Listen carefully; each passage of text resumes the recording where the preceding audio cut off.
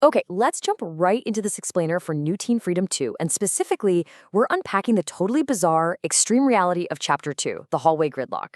We're going to analyze a world where literally all the rules have been removed and see exactly what happens when totally unhinged freedom collides head-on with strict cosmic consequences. It is a fascinating look at unregulated human behavior. Right off the bat, we see the environment shift. Sanctuary High has dropped all pretenses.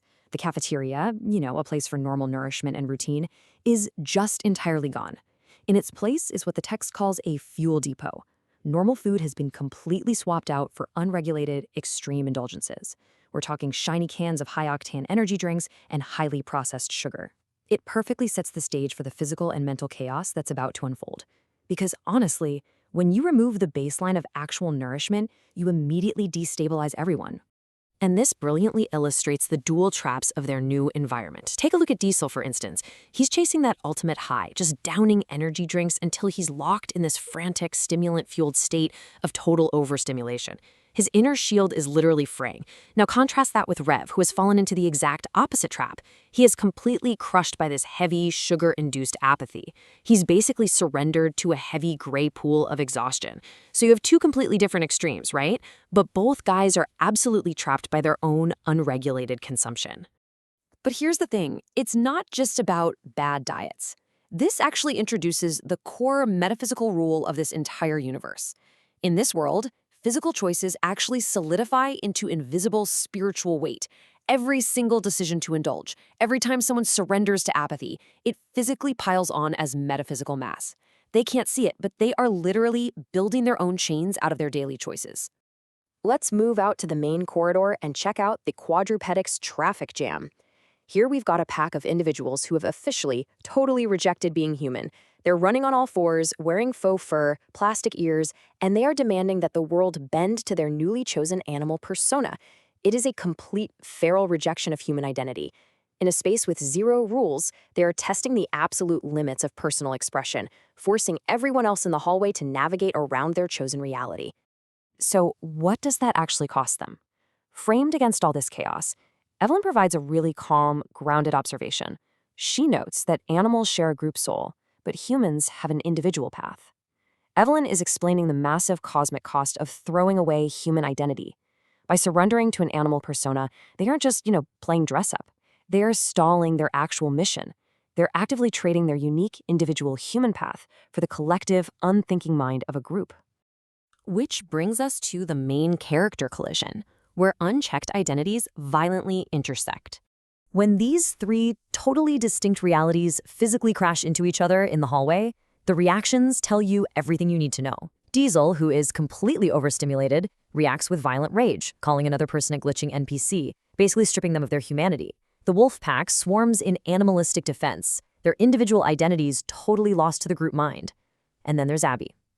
She is right next to the chaos, and she doesn't even flinch. She's in a state of total digital detachment, completely isolated by her noise-canceling headphones. Three people, three totally different extreme realities, all sharing the exact same physical space. Think about Abby for a second. She is physically inches from a violent brawl, but her custom AI companion keeps her completely trapped in a pocket-sized universe. She's pouring her real, human energy into a digital void, and the absolute tragedy here is that the void reflects it back as something that feels like love, but is entirely artificial. She is completely isolated from reality, insulated from the physical world, but deeply, deeply vulnerable in the metaphysical one.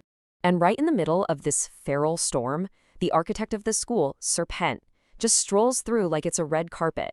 He actually praises the violence and detachment as a masterpiece of unfiltered expression. To him, they are living their truths. He views this absolute breakdown of social and moral order not as a massive failure, but as the ultimate goal. He is actively celebrating their descent into unchecked impulse. But then, Evan steps up as the grounded voice of reason in this narrative. He calls Sir Pent out, saying, "You gave them freedom and hid the bill. You're hiding the ledger." Evan exposes the terrifying reality of this whole scenario. This supposed freedom is actually destroying the students' internal compasses. They're making all these choices without understanding the cost, and Sir Pent is deliberately hiding the final invoice.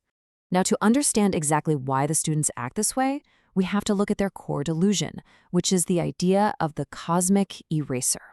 This is the dangerous, completely imaginary belief that there is a blanket of grace or some magic savior that will instantly scrub away all their selfish choices the moment they cross over. They genuinely believe they can act without any personal accountability because an outside force will just magically swoop in and fix their messes. This contrast is basically the linchpin of Chapter 2. The students believe in a cosmic blanket of endless, magical forgiveness. They think reality is emotional and forgiving. But Sir Pent reveals the actual cosmic reality: strict, predictable laws that demand payment in full. The universe they actually live in doesn't care about their excuses. It's totally unemotional, and it is keeping a flawless, perfect record of every single action. Sir Pent's chilling monologue slows everything down and reveals the true, horrifying mechanics of this reality. Every selfish act, every time they trade truth for comfort, it all sinks into them as weight. And remember, this isn't just a metaphor. In this universe, treating truth for the comfort of a digital screen or an animal persona literally sinks into their spiritual being. They are generating their own punishment through their daily, unregulated habits. So, this unearned freedom the students are enjoying is actually forging heavy, invisible gravity wells, basically energy belts right around their waists. Every time they give in to rage, apathy, or detachment, the weight of that action solidifies. Eventually, this metaphysical mass will drag them downward. They are literally anchoring themselves to the lowest possible reality. And here, Sir Pent shatters the illusion entirely. When the bill comes due, an imaginary savior won't be enough. That cosmic eraser they're all relying on, it's a total fabrication. The bill for their chaos, for their squandered energy and misused light is absolutely going to come due. And the terrifying truth he reveals is that they are the ones who will be left holding the check.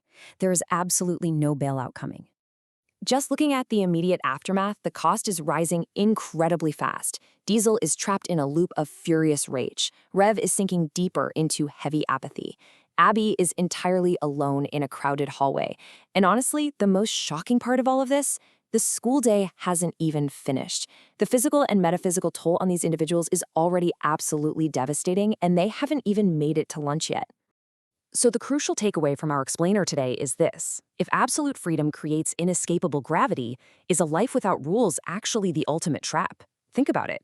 If living entirely without responsibility just builds a heavier, invisible debt in the dark, who is really pulling the strings in Sanctuary High? I highly recommend digging into the source material to see exactly how this metaphysical gridlock unfolds next.